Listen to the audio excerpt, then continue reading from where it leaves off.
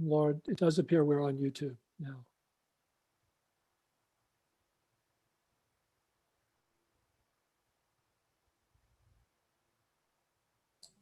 Okay, my apologies. I think we're ready to roll. Okay, thanks, Laura. So as I was saying, we're very excited about this evening as a chance to listen and learn. I want to recognize that we have board member Linda Lees Dwyer, who is here in attendance. And then we also have various principals who are here, various other members of staff. I noticed that the police chief in San Mateo PD is online, Ed Barbieri, and then the principals at various of our schools, as well as Kimya Cotton, who's a former president of the Black Parents Association. But anyway, we want to welcome you here tonight. This is a chance for us to listen and learn. Tonight's event is going to be moderated by Angela Taylor, who is our new adult school director. And so I'm going to turn this program over to her. Thank you, Dr. Skelly. Good evening, and thank you all for joining us for our first virtual town hall, Unity in the Community, presented by the San Mateo Union High School District and the Black Parent Association. It is so wonderful to see all of you in our virtual world at our virtual town hall. Who would think? Like Dr. Skelly said, my name is Angela Taylor, and I'm the new director of the San Mateo Adult School, and I will be your moderator for this evening. We will begin. Before we begin, I would like to share with you our agenda and the flow of our program this evening. We have a very insightful and informative agenda planned for you. We will be listening to the African American Great Migration in San Mateo County, the history of the Black Parents Association. We will hear about district goals for 2021. We will review Thoughtexchange results. We also will have an opportunity for Q&A, and then finally closing thoughts. Our Q&A, we ask that you use that function will be available tonight to address any questions you may have. We ask that you please be respectful and do not call out individual names. If you have any questions or concerns that pertain to a certain student, please don't hesitate to reach out to your principal or Dr. Skelly. His email address is there. And again, we will answer any questions, as many as possible this evening. Without further ado, I would like to introduce Medina McKinney for our welcome. Thank you. Thank you so much, Angela. Hi all, thank you for joining us tonight. We are super duper happy to have you. You know, we are in a pandemic, and so it's given us a really unique opportunity to come together virtually. So we are super happy to have you. And what we are hoping to accomplish tonight is to share out a little bit more about the Black Parents Association, our goals, and our commitment to support the African American students and their families within the district, to provide a little more transparency into the district goals and how it relates to the needs of the students and their families. And like Angela pointed out, a real opportunity to have an open and candid conversation about, you know, the dialogue throughout the space that we're in, and just for that safe space to do that. So thank you for joining us. And I'm going to go ahead and just pass it over to Bob, who is going to talk a little bit more about the African American migration and the landscape of San Mateo County as it stands today. So take it over, Bob.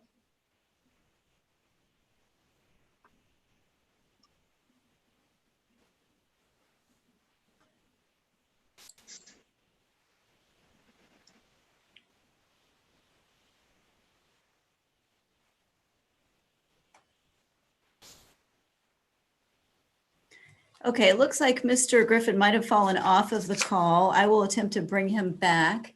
Do we want to move forward and we can come back to Mr. Griffin? Ms. McKinney, do you want to talk a little bit about your piece? Laura, I'm here. Oh, wonderful. Something just happened with my computer, and I was sitting here, and it's good to know that nobody reads their text while they're on Zoom, because I was sending everybody text messages that I'm locked out. Please promote me. Anyway, welcome everyone. I am Bob Griffin. I'm the current Vice President of the Board of Trustees, and I want to welcome you to the Unity in the Community.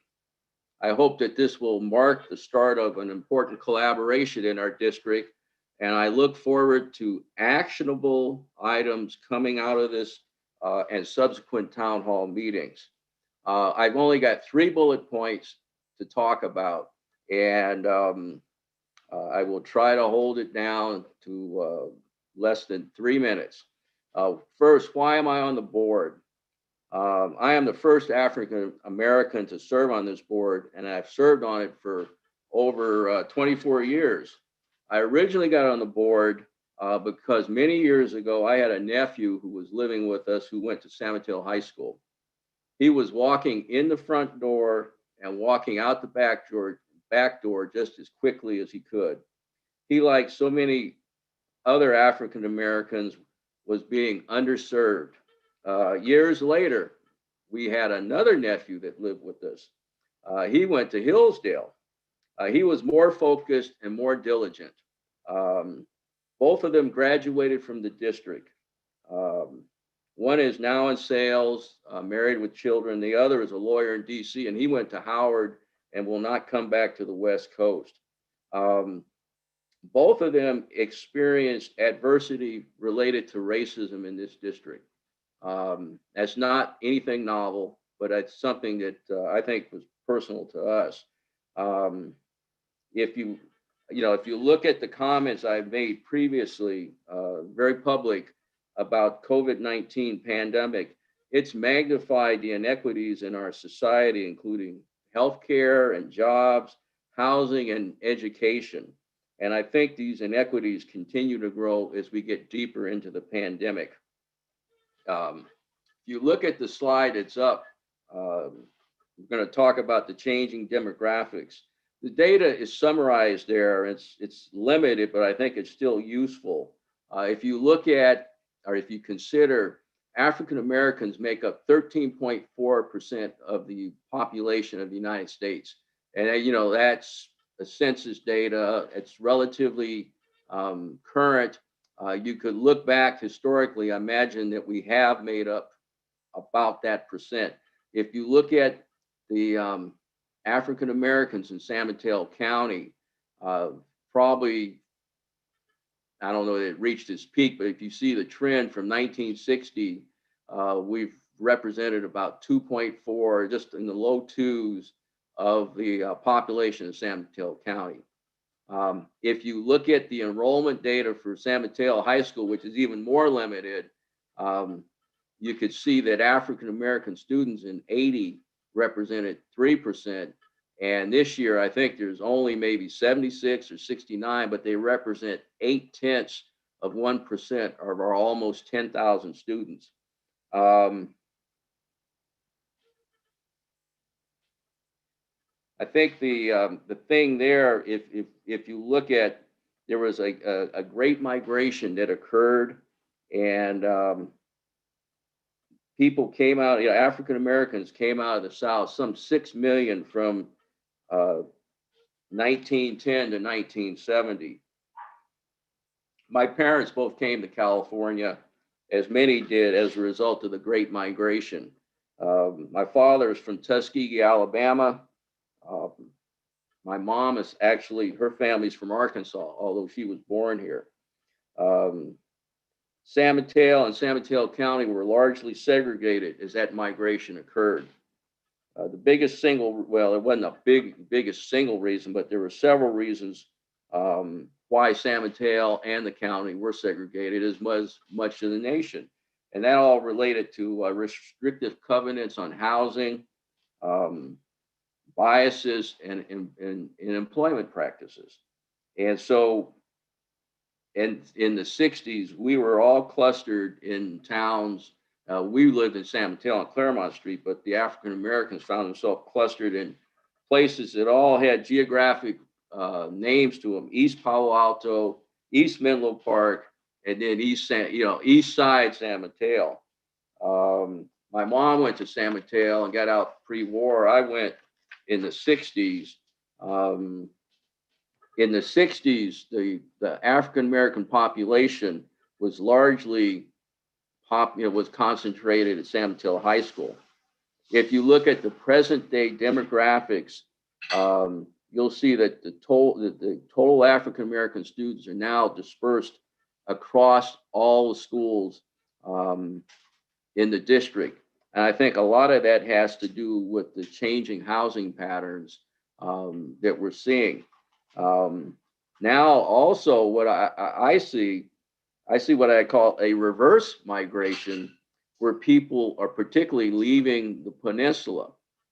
And African Americans are leaving the peninsula due in part to the high cost of housing. I've made public comments about this also, and that the reason is that the reason so many are leaving is we have not participated in the tech boom. You know, and housing and the economy has been driven largely by that tech boom. But if we started, and if you look at people who end up with poor secondary educations, their educational opportunities are really limited. You know, once you get out of high school, and if you don't have STEM skills, it makes it even more limited. So the district has in summary, the district has far fewer African Americans spread over a bigger territory. So now the final comment I have is this district administration is working very hard to address these critical issues, including equity, which we will be discussing tonight, and the overall impact of COVID. I know people are fed up and want change. The district has addressed many issues and has many more to address. And I got to say that many of these issues are a result of our own doing. And I'm not necessarily referring to this current administration or people here, but I've seen a lot of people over many years. We can, we, the district, can and must do better. In my mind, the job will not be done until we get rid of racism in society. My sincere hope is that we, the district, listen carefully, identify actionable items, and begin to make improvements in the way we serve our students and our staff, Black, brown, and all colors. So I'll turn this back over to Medina.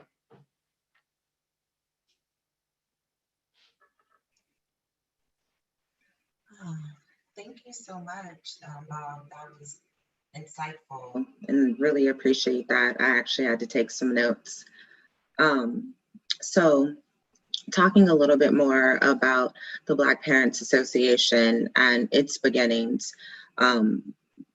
So the Black Parents Association was started about 40 years ago in the home of Roger Winston, and one of the first presidents was Bob Prentice. And they saw a need for forming the organization to solve for a lack of representation and recognition for the African-American students who were in the district. And one of the things that they decided to do was to give them book awards and kente cloth, and really just get them excited about participating in school. And they did that through fundraisers. And their fundraisers were barbecues and sock hops and fish fries and bake sales. And yes, I did say sock hops. I had to actually look it up because it was before my day. So I needed to know what that was. But it was a community effort. And they did those things right in their backyards, right in the King Center, which is in San Mateo. And the reason why they were successful is because it was a huge parent participation for the community. They couldn't really do it without it. So it was thriving because they had the community do it together. They really decided that in order for the students to have a foundation, they must solve for that problem. So fast forward a little bit to 1985, they brought in the baccalaureate ceremony. And that was another way to get the kids excited about being in the district and really celebrate their achievements. And they took it over actually from the North Central Neighborhood Association. Some of you might be familiar with it. And it was another way, kind of like a rites of passage as they went on to college. And so they really were excited about it, and it was kind of, again, that rites of passage thing. If you fast forward to where we are today, many faces over the decades, because there's been so many different presidents, but now you have me, Medina McKinney, and Kimya Cotton, who's my counterpart, and Roger Jefferson. We now are officially a nonprofit organization as of 2014. I am the board of directors president, and Kimya is a huge part of this world too. She is the vice president as well. And we have a really diverse background in HR, diversity and inclusion, sales enablement, just you name it, it's all with us. And the one thing that still remains true about this organization is that we are still a parent organization made up of a very diverse group of parents, teachers, friends of all ethnicities. We still promote quality education while offering the best level of support and information for our students and their parents in this district. That will never change. Those roots that were started back then still remain true to this very day, and that is not going to change. But as Bob mentioned, because like he said, that reverse migration kind of happened because of cost of living and all of those different dynamics, we kind of did see over time that parent participation kind of dwindled. So we needed to change the focus of our of the org. So we started to focus more on the baccalaureate ceremony and really focusing on the scholarship funding.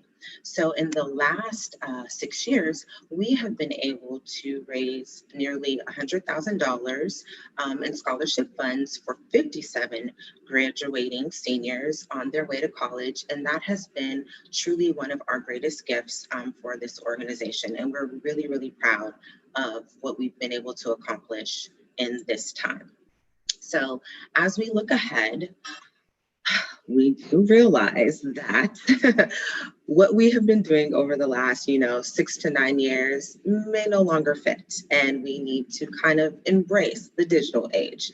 So what we're looking to do is really use social media as an innovative way to inform all of the activities and resources that exist outside of the district to support our youth.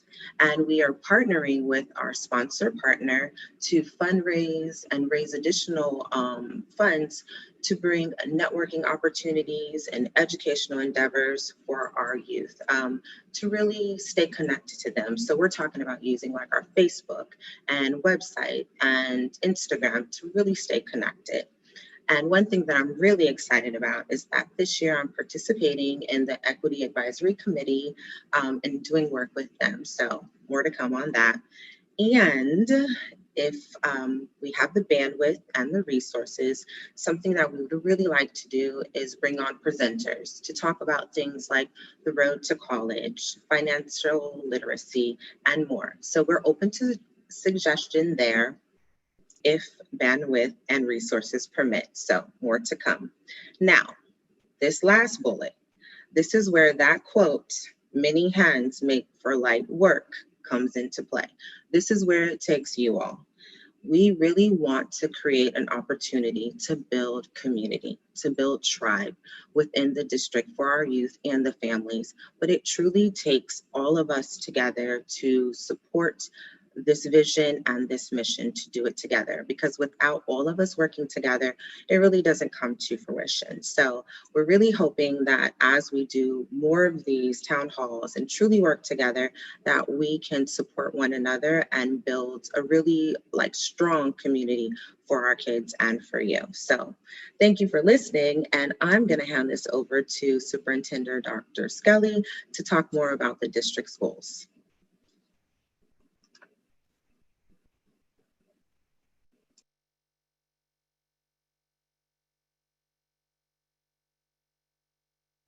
Okay, so every year the district staff and I develop and the board approves a set of goals for the school year. The full list of goals can be found on our website, but tonight we're just going to focus on the 2 of 6 goals, which are most closely aligned with the comments we heard from the recent thought exchange. And we'll spend some time on, Ms. Chalkley will walk us through the thought exchange that many of you graciously completed and helped guide the work tonight. Goal 1 centers around academic achievement and addresses our work around examining curriculum for bias and increasing balance for inclusion of all students. Mr. Simmons, our Director of Curriculum Assessment, is going to talk about the specifics of this a little bit later in our presentation. So if you go to the next slide, the second goal is about our work to develop a more equitable organization. And it outlines our work in launching an equity design team, a student task force. Next slide. And then it also addresses professional learning for staff on implicit bias and anti-racist strategies, as well as interventions for students who are not engaging. I'd like to mention that the board not only approves these goals, but they eat their own cooking in this area. Last year, they participated in similar training offered through the San Mateo County School Boards Association, and they also regularly participate in such trainings through the California School Board Association annual conference, which will be held virtually this year in December. And finally, this goal calls for the creation of a task force to address the achievement gap. Dr. Kemke, our Assistant Superintendent of Curriculum Instruction, has been deeply involved and brought lots of energy on this topic. And she'll be discussing some of the details with you a little bit later tonight.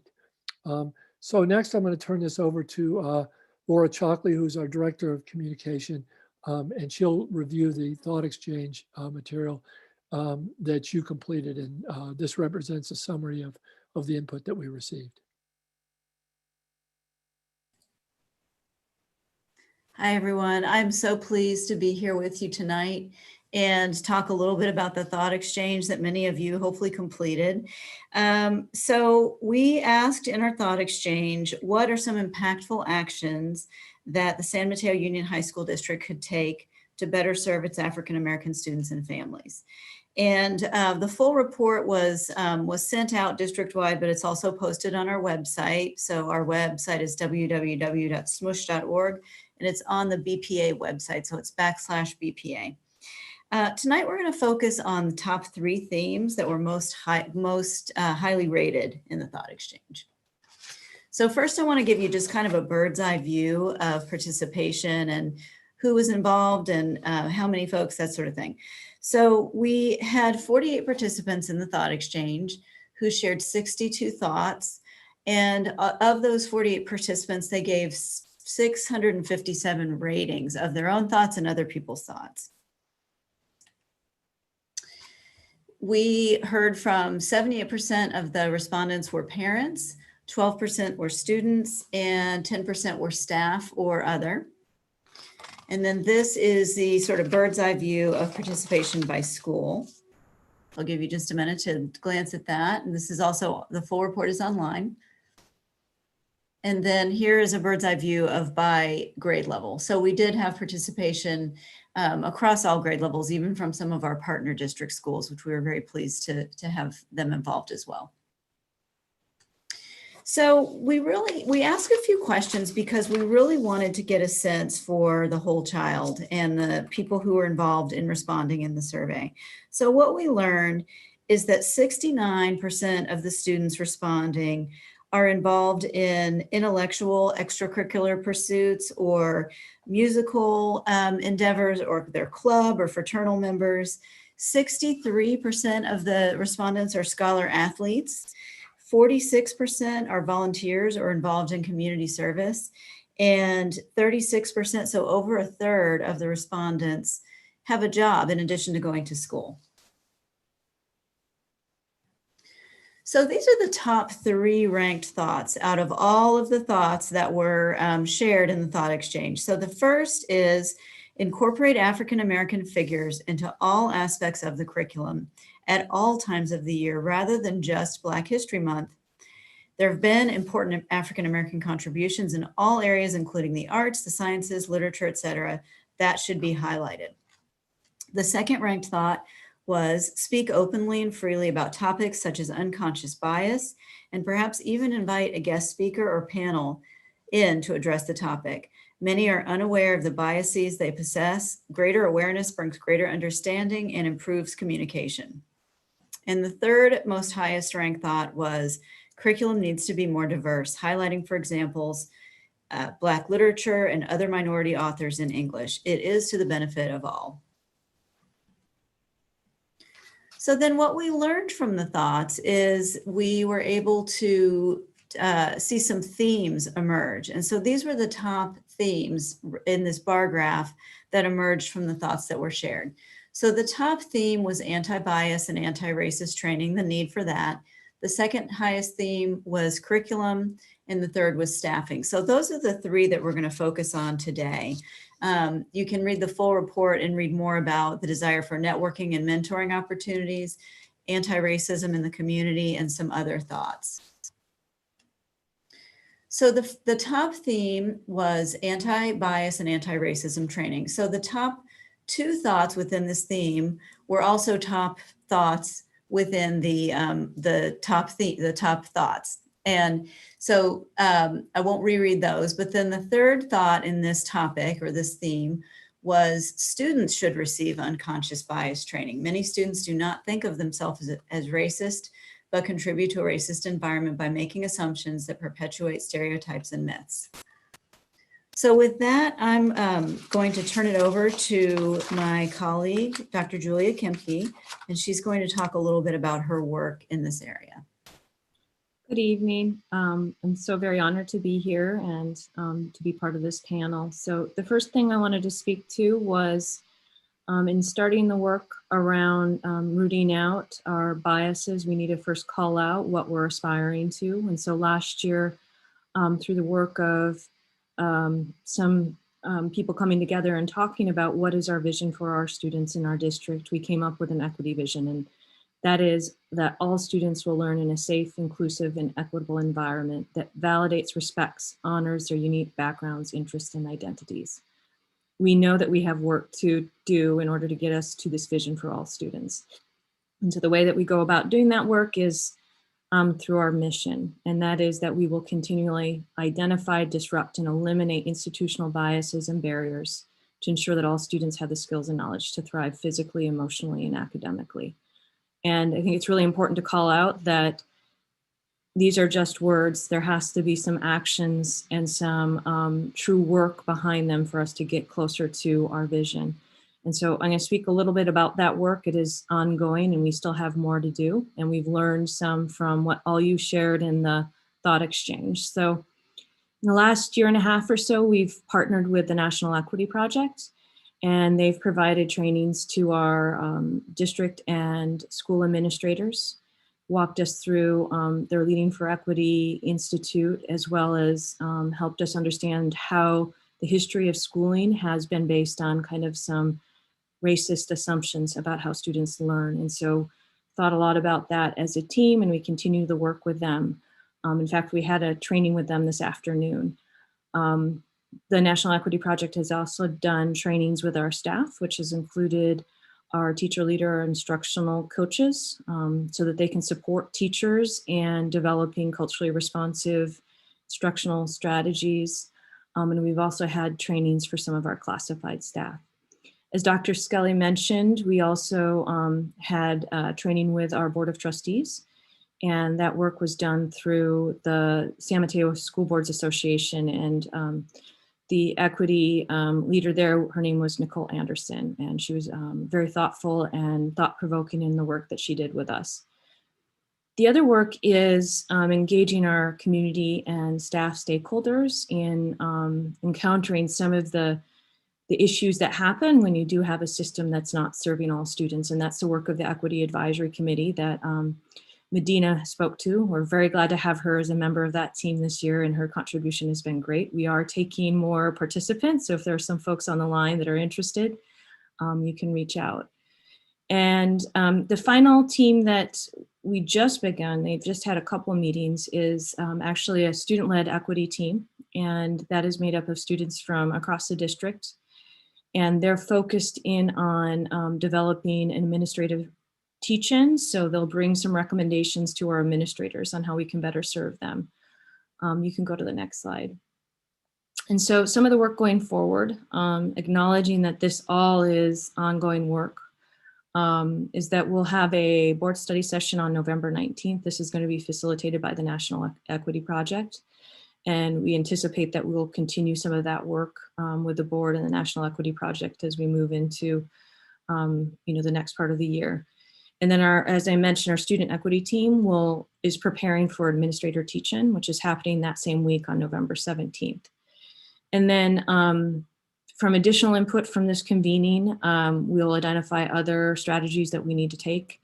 And we're also developing right now a student, staff, and family survey to identify, what are some of the things in our schools that are making it, difficult for our African-American students or any of our students of color to feel like their identities are being validated, or that they're not comfortable, they don't have a sense of belonging, all those types of things. So understanding a little bit more clearly that picture is some of the input that we'll get from those surveys. So this work is ongoing, and we also know that it's personal. And so we are ensuring that we're taking time to pause as leaders to continue to consider how we can become a more responsive, culturally responsive organization. So I think I'll pass it back to Laura for the next piece of this.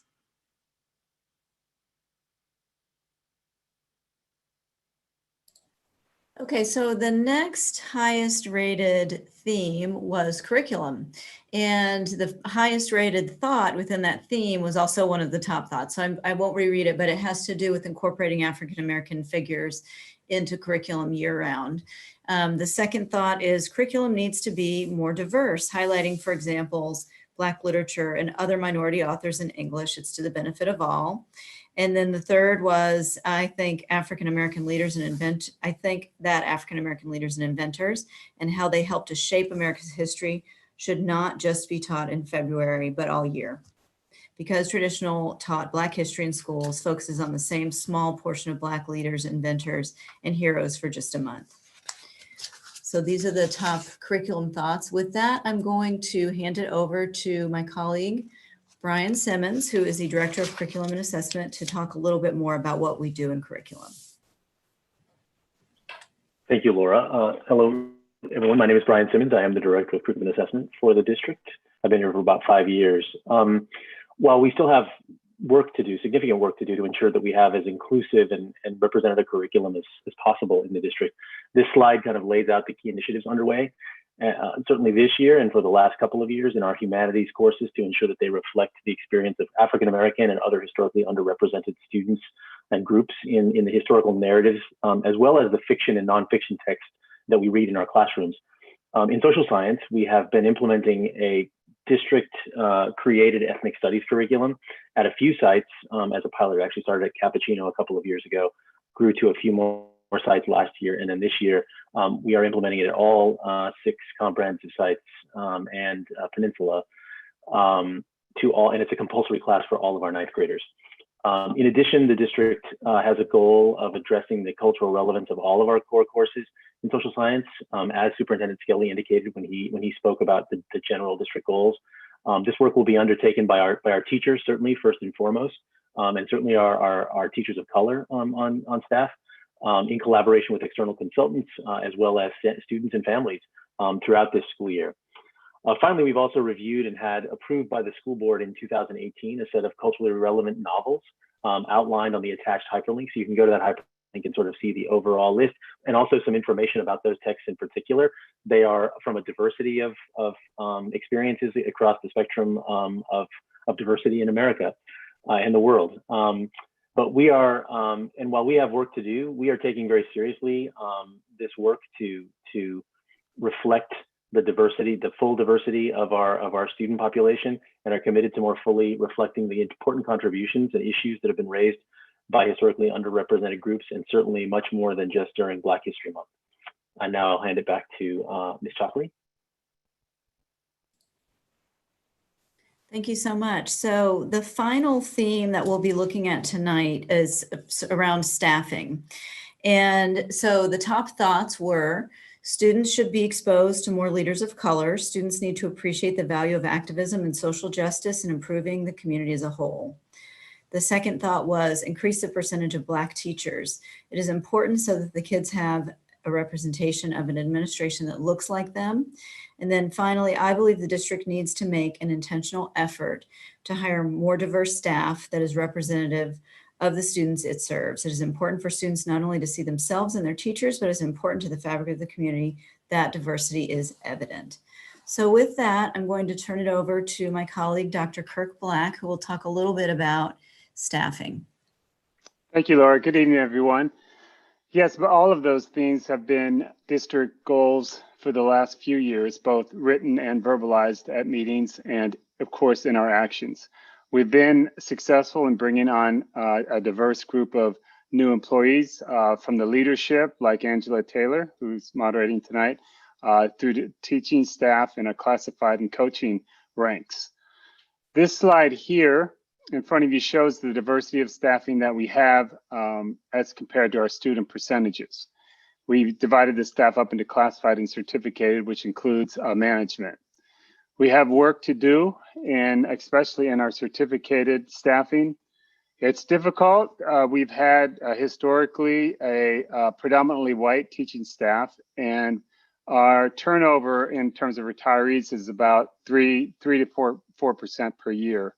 Our complete turnover is maybe double that, but in terms of people don't typically leave the district until they retire. So it's going to take us some time. But if we go to the next slide, please, you can see this is our 3-year hiring average, and both, again, broken down into classified and certificated. We're doing better in our areas for that we're looking towards diversify. You can see the numbers and the percentages. We still have a ways to go in our certificated in terms of our different ethnicities. We are trying to incorporate some new strategies, and in the next slide, we go over some of these. First of all, we're advertise our job openings. We cover the gamut. So we use ZipRecruiter, Indeed, Glassdoor, LinkedIn, you know, all of the ones that are available. They do provide for great coverage, but we're trying to be more targeted in our approach these last few years. So we're trying to attend job fairs that have diverse candidates and advertise on websites and in publications that are read by customers of diverse backgrounds. We've learned that in order to attract candidates, we need to go to where there are higher levels of diversity. For instance, one of the highest levels of the counties with the highest levels of African Americans is Alameda. And we're fortunate for that because the other ones of the top 5 are in the Southern California. So whenever there's a job fair in Alameda, you know, be that the Alameda Office of Education or whatnot, we try to attend and try to advertise before the fair. For Latinx, the highest counties are in Southern California, so we advertise down there. And then we advertise in the counties in the Bay Area, like San Jose, that have a higher diversity than where we live. At the same time, we're partnering with universities far and wide all throughout the West Coast that have high levels of graduates that are diverse, both in their BA programs and in their credential programs. We advertise in their job centers, in their publications, and nowadays with everything being virtual, we've reached out and we're being more tech focused. We're advertising through text media and other social media. And I was just talking to a person today that has a whole new venue for LGBTQ focused, and we're going to be advertising in that publication, presumably once I get more information. But with technology and the better and more deep awareness on diversity, there's more opportunities for us. One of the issues that we do have is many of our efforts are in areas that are far from, San Mateo County, and therefore we have to draw the diverse candidates into our area. What we've done in just 2 or 3 years ago is we implemented a moving expense reimbursement for those who are coming from without the county and into the county. We'll reimburse them for moving costs. We've initiated student loan assistance program.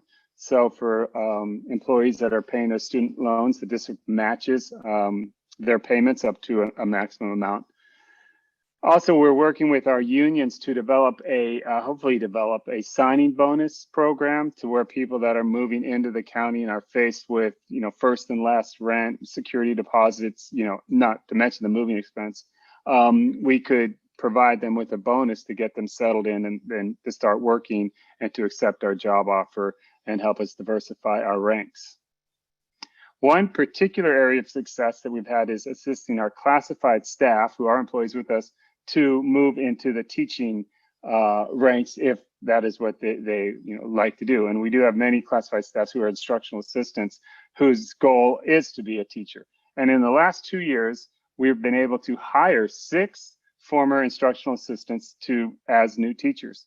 And 4 of the 6 were those 6 were people of color. And we're very proud, and then we helped them along the way. The district pays for college classes, 1 per semester, and then provides assistance for staff that are in taking programs or in college. And we met with them and gave them some advice on how they could become teachers, and encouraged. And we ended up hiring 6 in the last 2 years, 3 in each year. We've also had pretty good luck transitioning our athletic coaches, which tend to be a pretty diverse group of individuals, into our typically classified staffing. And lastly, we're always reminding our students through career fairs or whatnot, when our counselors visit their classrooms, and when the topic of careers comes up, that we remind them and inform them that working in education is important and rewarding work. And truth be told, we have many former students as teachers and staff in our district. And so we share that with students and hope that they will consider that in the future. And at this point, I believe we're going to move to questions and feedback. Yes, thank you, Dr. Black, and to each panelist for providing such valuable information and for the great share out. I'm truly just honored to be here today to be part of this dialogue. And as Ms. Medina said, it's really critical to us building community together. So with that, there is a Q&A little area at the bottom of the screen. We have some questions and a few comments already. Please, I encourage you to use that and post any questions or concerns you may have. And I will be reading those out loud and then passing them on to one of our panelists to address. Okay, so our first question is, what efforts have been completed to welcome new Black students and families at each and every high school since the start of instruction fall 2020? Dr. Kemke, would you like to take on that question? I think that I don't have specific answers from each of the high schools because I don't have insights on what each one of those principals have done for their student population. So I think this is one that we need to take, and then we will answer it, with more details. I just want to make sure we have all the details on how we've done that. So. Yeah, so maybe I could just add a couple of thoughts. Obviously, I don't know the answer to that either. And I know the principals pay attention, and we won't put them on the spot now. But I think that we know that this has been a particularly difficult year to orientate one to school. And so I just want to make a plea that if your ninth grader or your student is not feeling particularly connected now, and we have a lot of students like that, we would love to hear from you. And I know that the principals will personally get involved or make sure that somebody does reach out to your students. So you can send me an email at kskelly@smush.org. Okay, thank you, Dr. Skelly. Next question.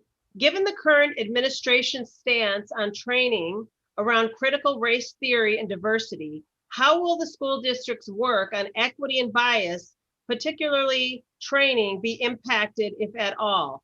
Specifically, if there is a desire for more. Dr. Skelly, do you want to address that? I think this is better, Julia, perhaps. Julia?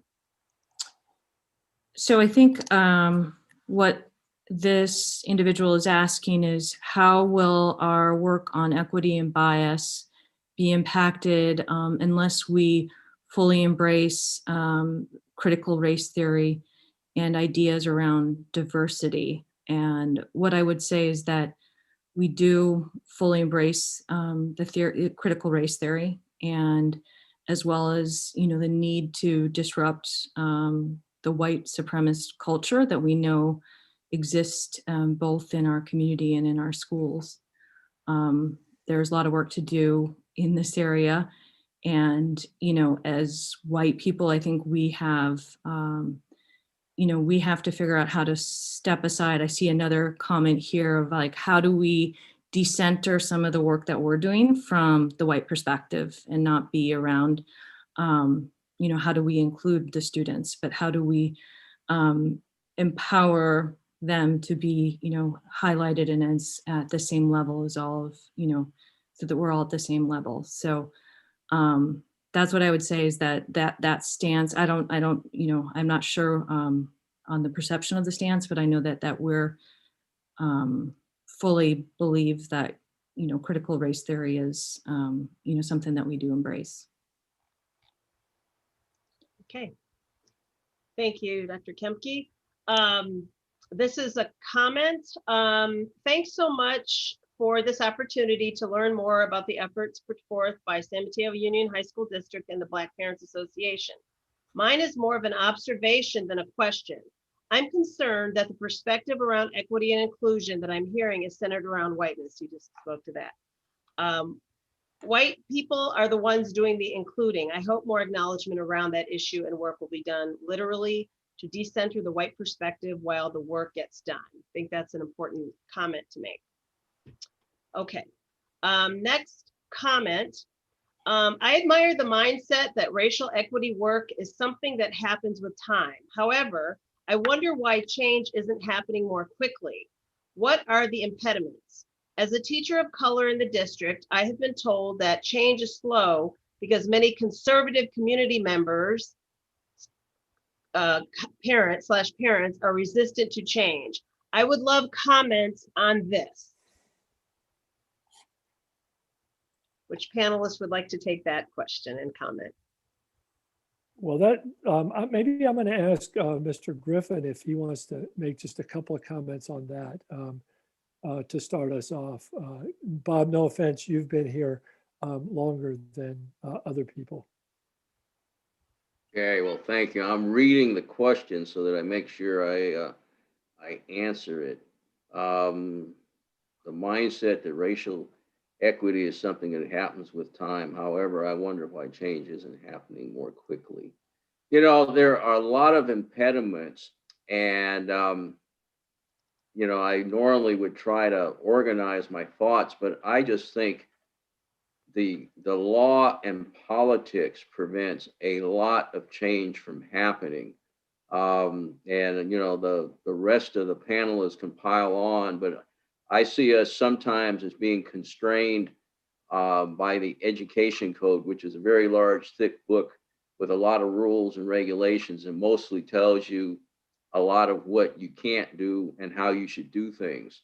I know one of the things that I was hoping would have happened was the governor would have passed the law on ethnic studies, and I think that law up the proposed change in the law by the state board that the governor failed to sign was a case of politics. So I see that, you know, a lot of the impediments are political, and certainly some of them just have to be just popular, you know, almost a I don't know if it's popularity, but just in numbers and the massive numbers and the groundswell that comes up against proposed changes. And there are, you know, I think people can see in everyday life, there are a lot of reasons why changes can't be made, and people will disguise those in very good, you know, have very good reasons why it can't be changed. But I think deep down inside, a lot of us feel like, well, that's not really the reason, but it's still not getting changed. So that's some of my observations. I know for us, you know, we're not a very, I almost said we're a diverse board, but we're not necessarily a very diverse board. And to get us to change, I think we want to try to change. I think in our case, it's not our desire to change, it's the methods and manners by which we change. And then you get into pedagogical debates and philosophical discussions, and you can't find three people that share the same viewpoints and how change should happen. So those are just some of my thoughts on it. Okay.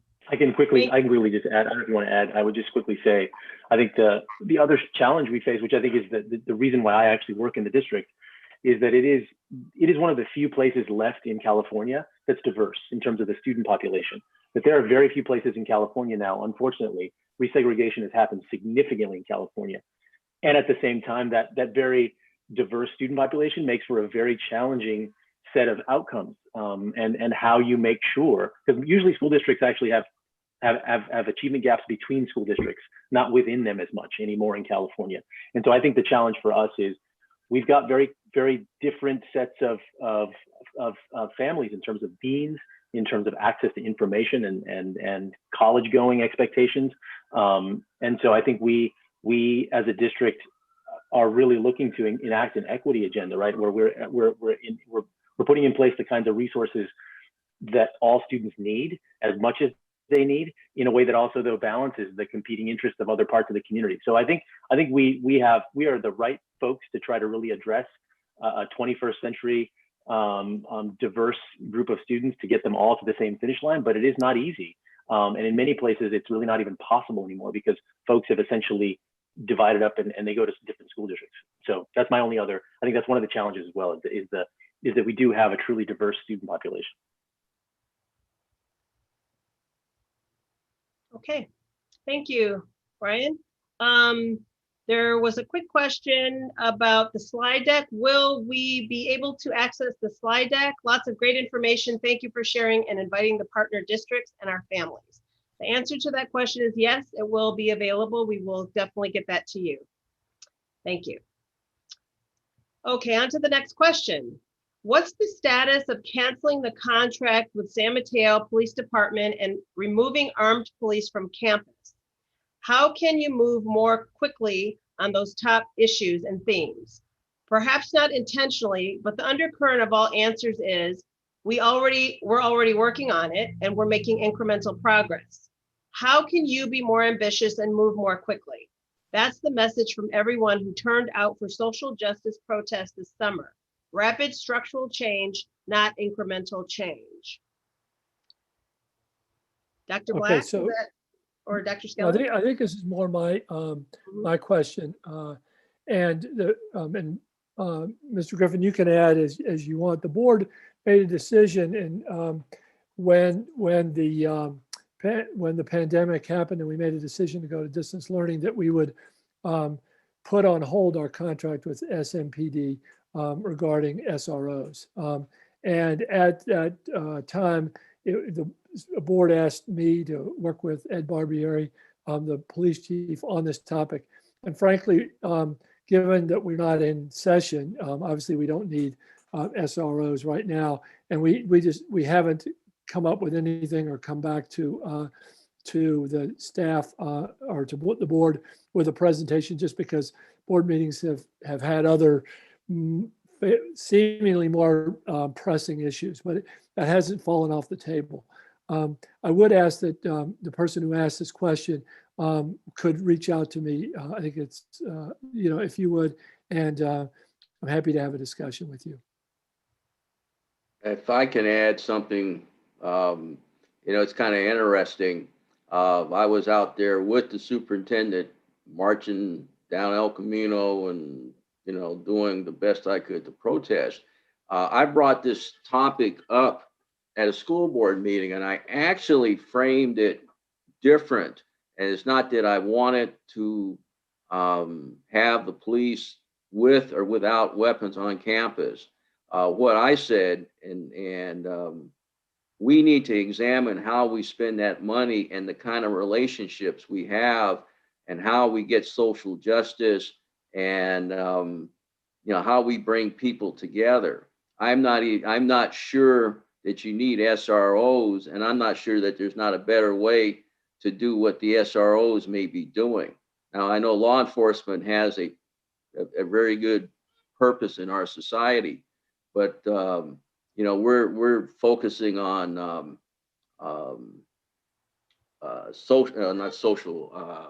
mental wellness. We're socially on bringing people together to mediate differences. We're looking at a lot of different things, and I know law enforcement's a very, very expensive alternative, and I'm not sure that particularly the image is necessarily one we want to communicate. I hope that we do fully examine this before we act, not just in San Mateo, which we were actually paying for the service, but in the other communities where the service was being provided at no charge, and that we don't bring them back. Well, my desire at this point would be not to bring them back at all, but I'm only one member of the board, so. Okay, thank you, Mr. Griffin, for that. The next question, actually, Mr. Griffin, you might be able to answer this. What is the Black population percentage in the city of San Mateo? Boy, I would ask Siri, but I'm sure everybody else could probably ask Siri before I could get around to it. I know it's gotta be far less than it was when I was in high school, and my mom still lives there. But if you look at a lot of demographics, and I don't want to put people in cubby holes, but generally the people that still live in San Mateo tend to be very old. I mean, there are students, and there are pockets of students I've seen at Hillsdale and at the various schools. They're not nearly as numerous as I presented before. And it's mainly people who bought their house like we did back in the 80s, when everything, although it seemed expensive at the time, seemed a bargain now. So I can't quote that. I will look it up and see if I can determine that. I know one thing, since this isn't necessarily on the point, I just was thinking about this, that students must feel isolated in their environments, even though they have other friends, and they just from a cultural perspective, it just it must be very lonely out there sometimes. I know it's very lonely in my profession, it's CPAs, but anyway, I'm going to go back and find out that question, the answer. Bob, I don't have an iPhone, but I looked up the Android version, and it says San Mateo City is 1.96% Black or African American. Okay, Wow. thank you. Wow. Okay, thank you. Next question. How would the district handle specific instances of racism or racial animus towards Black students? Dr. Kempe, do you want to answer that? Sure. So we definitely have specific policy on how we address issues of hate speech, racist actions. And we recognize with the recent release of the grand jury report that we have more work to do in this area to ensure students feel like they have an easy way to report when these things happen, as well as they feel like the schools have addressed them in ways that acknowledge the trauma that racism caused for them. So we are definitely have processes in place and we follow all of those, but through the recent release of that grand jury report, we recognize that there's additional work to do. And we do have a sense of urgency around that as some of the things that our student equity team is looking at, as well as it was some of the work that the National Equity Project was facilitating for us, is to ensure that we have some responses that support and ensure students can report these things in ways that acknowledge, the depth of pain that might be caused from these types of incidences. Could I just add just a couple of comments here? First of all, just in terms of the percentage of students and parents that we sent invitations to, first we welcome all the K through 8 partner district folks who are here, and I know there's some staff from our partner districts here as well. And we invited you because you are the future of the district, and this is actually a good opportunity for you to see how we're addressing these issues as you think about coming to our high school in the future of your schools. I also want to say that the number of students who are who identify as African American, as mentioned by Mr. Griffin, is about 0.8, but there are many students in our district who identify themselves as 2 or more races, one of those races being African American. So I think that triples the number of students in that group. So it's a larger number. But one of the good things about opportunities like this is that we do get a chance to bring people together in ways that on Zoom that we couldn't in person, or people might not have the opportunity or too much going on to be able to tune in. And then finally, a question that didn't come up in the thought exchange that I frankly thought might, was around issues around suspension and expulsion and discipline. And the board takes a keen interest in that topic as well. And with respect to our African American students, the percentage of students involved or disciplined or whatever for suspendable offenses matches the numbers in the district or is lower in terms of expulsions. And so we're working on issues of restorative justice. It's a big priority of the board. We certainly don't want to be part of any sort of school to prison pipeline. And if you look at the juvenile hall in San Mateo County, it's almost empty now because we have a much more enlightened attitude towards student behavior than we did certainly when I was a principal. If I can add something, the board is very concerned, and the grand jury report was mentioned, and we've had some incidents, and I think although we have some of the most defined policies on in the county in terms of our administrative regs and our policies, they cited that we had certain things. Well, we don't have enough in there. I know the board was concerned to the point where when we get around to a response, we were talking about having a study session to actually hear out and talk through our responses to all incidences of racism to make sure that they're properly addressed right, at the first instance. So, that it does not continue to occur. And I am, and this is slightly off topic, but in that same grand jury report, while they took a lot of schools to task, I made a comment, and apparently I make lots of comments, that why would they expect the school environment to be any different than our society as a whole in terms of racism and the incidences resurging. And I know the grand jury said, well, we should study, racism in San Mateo County, but it's not part of this panel's responsibility. And I would love to see San Mateo County's grand jury take on racism in the county and write a report about all the people who are guilty of it, institutional racism and otherwise. Thank you, Mr. Griffin. I have a comment. As a white woman, I encourage you all to call out the culture of white supremacy that has formed our systems. For example, I saw the term achievement gap, a loaded term that puts the blame of not achieving back on the student, versus the opportunity gap, which puts the blame back on the system.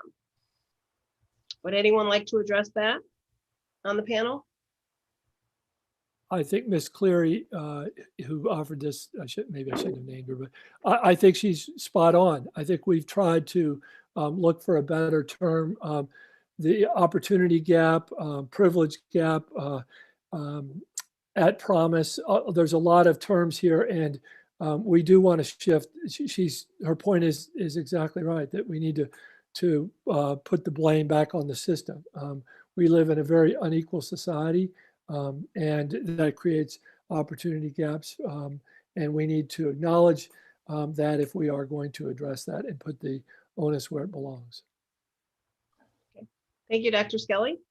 Next question. How can parents get involved in the task force that Dr. Skelly mentioned earlier in regards to the district goals? Yeah, so they can contact Ms. Kempke, and I put that in the answered emails, Okay. Angela. Okay, thank you. Okay, next question. Do you reach out or attend job fairs for historically Black colleges and universities to recruit graduating seniors that are education majors? Dr. So Black, this is, sure. That's a great idea.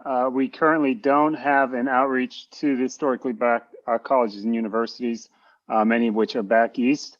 But I think that is a great idea. We had a question earlier in the chat here that asked what are the top reasons why Black candidates do not choose to join the district staff? And we were looking at our recruitment a couple weeks ago, and we had 2% of our applicants were African American in terms of classified and certificated, and we hired 6% of those. Of the 6% of our hires were African American in the interview process. So the 2% that applied kind of mirrors the 2% of the population. And then the 6% that we hired of that 2% shows that, at least shows in some ways that our goal to diversify our hiring is working, because we tripled the hiring as opposed to the percentage of applicants, at least in the African American category. I think to answer that question, the top reason why Black teacher candidates don't choose to join the district staff is because they do in the percentages of what they make up of the population. But our efforts are to try to recruit diversified candidates from outside of the county, because there's not enough local. And in order to do that, we have to do outreach efforts similar to the suggestion that we partner with historically Black colleges and universities, and also outreach to the colleges and universities and counties where there's higher diversity, and then incentivize the district to the candidates in terms of bonuses, placement, the things we do as a district to make it welcoming, and all those things in order to attract candidates to apply in our district and then accept job offers once they make it through the process. Okay, thank you, Dr. Black. Angela, is can I Sure. add something? I think recruiting here, and Dr. Black talked about a lot of the things we're trying. Recruiting here, I think in general, is very difficult because of the cost of living. And I think if you look at a lot of the graduates that may be coming out of HBCUs are coming from different geographic areas. I'm sure there's stories out there when people talk, tell them about how much it costs to live here.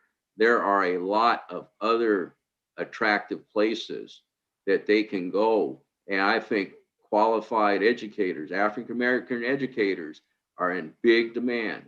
And the other thing that I think, and we've had a lot of talented African Americans come through here from a superintendent on down to various principals.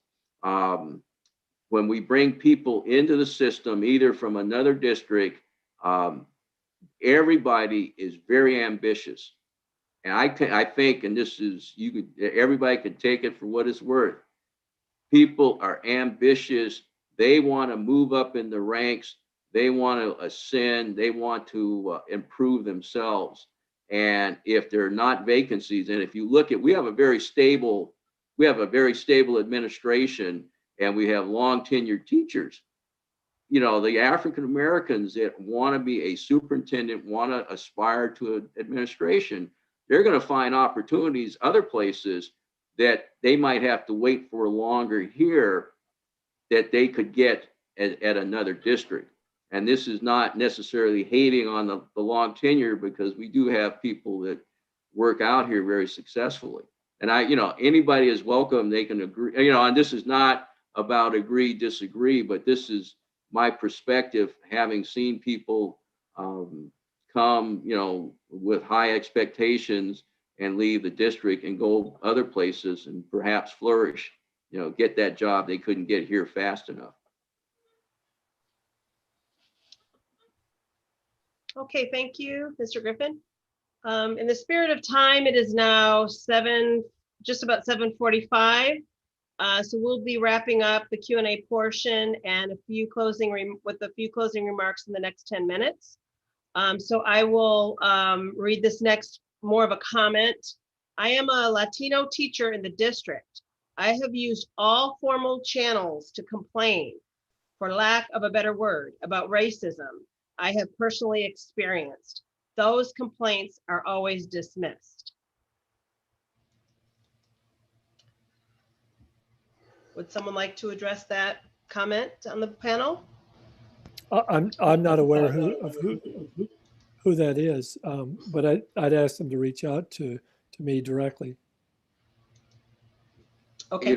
My comment would be, without the particulars here, when we've heard stories that people would say that, and they either felt that they couldn't get to the proper authority, the proper level within the district, or that if it was at a site, that the site personnel did not take it seriously. And I think part of our review of the administrative regs and the policies should be to address these kind of issues, because that's got to be a very frustrating place. And you can just see a person whose complaints do not get heeded, they'll be down the road. If we don't attend to the issues and the comments, and I think they deserve a day in court. So I hope they do follow up with the administration. Okay, thank you. Next comment, I would encourage the school district to look beyond the curriculum to areas such as arts and theater and cultural activities. How do more kids of color get to experience and share their stories and their culture? So a suggestion, comment. Did you want to respond? I don't know. That's a great suggestion. We will definitely take it to our visual performing arts folks, and certainly, and I know those are part of the cultural life of schools, and so it's absolutely part of it, and the kinds of stories that get told on our stages and the music that gets played on our stages is important, and it needs to reflect the diversity of our students. And I think that's an ongoing conversation and process, that we have full representation across the curriculum. So we agree. Thank you, Brian. Okay, next question. Regarding the question that asks how hate speech and race are based transgressions are addressed, I would like to know if and how restorative justice practices are used in that regard. Dr. Kemke, is that something you might want to address? Sure. So I see the question is, do we use restorative practices with students that make racist or harmful remarks or those types of transgressions? And I think it would depend. I mean, I don't want to give a political answer, but it often depends on the instance that the circumstances surrounding it. There are going to be circumstances in which that student is not going to go through restorative practices because the transgression is so severe that they would have more traditional discipline. And I would also say there may be instances where a restorative moment is more appropriate, but there's not one way. But I wouldn't say that we always approach those things in a restorative manner, because if there is great harm done, it might require more traditional discipline, for the perpetrator of those types of things. Okay, thank you, Dr. Kemke. This is another comment. Reading questions versus affording an opportunity for participants to pose questions, that is speak, is a missed opportunity to build community. I've sat through several long board meetings with what I'm sure have been many more participants, and questions were visible and opportunities to speak were provided. Okay, point taken, and we'll look at this for the next time. Okay, so it is now 7:50, and there are two very brief comments that I thought I'll wrap it up with. The first one is, we need affirming terms instead of negative terms. I think that's very positive. Yeah. And lastly, we must substitute courage for caution. And that is a quote from Dr. Martin Luther King. I thought that would be a nice way to wrap up our Q&A. So thank you everyone for your questions and comments tonight. I hope if we didn't get to your question, we have them logged in here, so we can definitely respond to you at a later time. And now I will pass it on to Bob Griffin and Medina, who will conclude tonight's program with closing remarks. Thank you, everyone, and thank you, panelists, for answering the questions and comments. Okay, well, I want to thank everybody, and there's an excellent quote by Du Bois at the top: education must not simply teach work, it must teach life. So I think there's a lesson there for all of us. This was time well spent for me, and some of these comments will not be lost. I think this was the first one. We learn as we go. We're still working our Zoom techniques to allow everybody to interact and speak.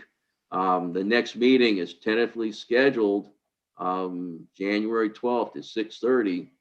We can all keep hope alive, as Reverend Jesse says, that we will maybe be able to meet someday in person again and look eyeball to eyeball. And there, the complete Thoughtexchange report, there's the address. It's the Black Parent Association page on the San Mateo Union High School District website. So there is an exit survey. Please see the link in the Q&A to rate our town hall this evening. Miss Medina, it's been a pleasure. You want to close us out? Yes, yes, it has been a pleasure. Thank you so much, Bob Griffin. You have been amazing. And thank you, Superintendent Dr. Scully, and all of the staff and panelists, and Miss Angela Taylor for moderating this evening. This has been super insightful.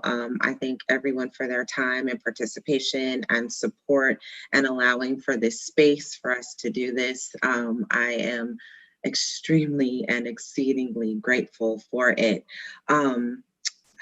Thank you. I also just want to say to all of you, all the families and everyone who has been here, you know, education just doesn't happen within the school walls. The families are our children's first teachers, and organizations like the BPA are your hugest supporters. And so the schools within this district really just build upon the foundations that you guys create. So I'm hoping that we can all just work together to build upon that so that we can bring about a full and very inclusive and equitable environment for all of our youth to really have the experience and an educational journey that the best possible educational journey that they can possibly have. So I thank you for your time. I thank you for your feedback, and I thank you for your participation tonight. So until next time, good night.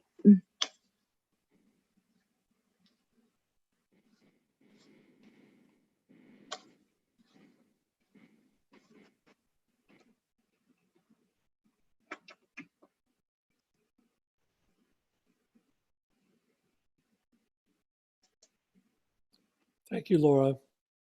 And you, yeah, Putting thanks, this in. Laura. You're the And bomb. Medina. Yeah, yeah. I really appreciate everybody's participation tonight, and we'll debrief soon. Good Until the night. 12th. Okay, good night, everyone.